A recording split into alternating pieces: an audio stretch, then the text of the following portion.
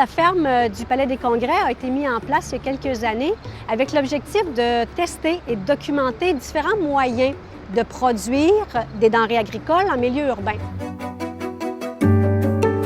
Au cours des dernières années, on a expérimenté beaucoup de choses. On a testé différents contenants, ce qu'on appelle la production hors sol. On a testé la production verticale avec du terreau, de la production hydroponique. On a même expérimenté différentes variétés ou productions agricoles. On ne s'est pas arrêté à de la production plus classique, plus conventionnelle. On est allé aussi plus loin, dans les fruitiers, des fruitiers non adaptés au climat montréalais, des variétés résistantes à la sécheresse, à la chaleur. On a aussi introduit des résidus urbains.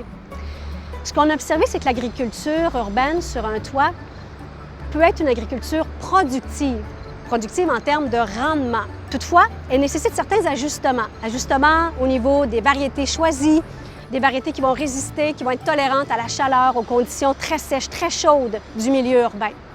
Mais par-dessus tout, ce qu'on s'est rendu compte, c'est que l'agriculture sur un toit est un peu le portrait de ce que sera l'agriculture en général dans les prochaines années. C'est-à-dire une agriculture qui va être faite dans des conditions chaudes, une saison de production prolongée et surtout des nouveaux ravageurs qui n'avaient jamais été observés à l'extérieur, dans le milieu agricole.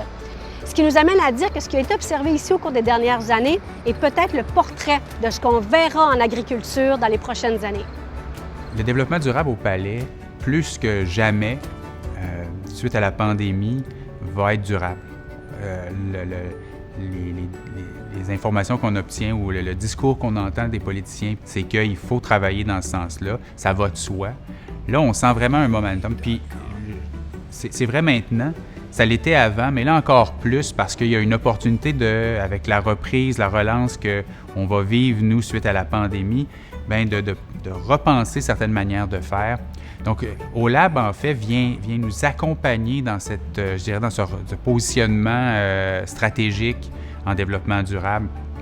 Ils l'ont fait depuis plusieurs années, mais pour le futur, là, on est à refaire le toit avec eux. Ils participent à l'élaboration des plans pour la réalisation de ce projet-là.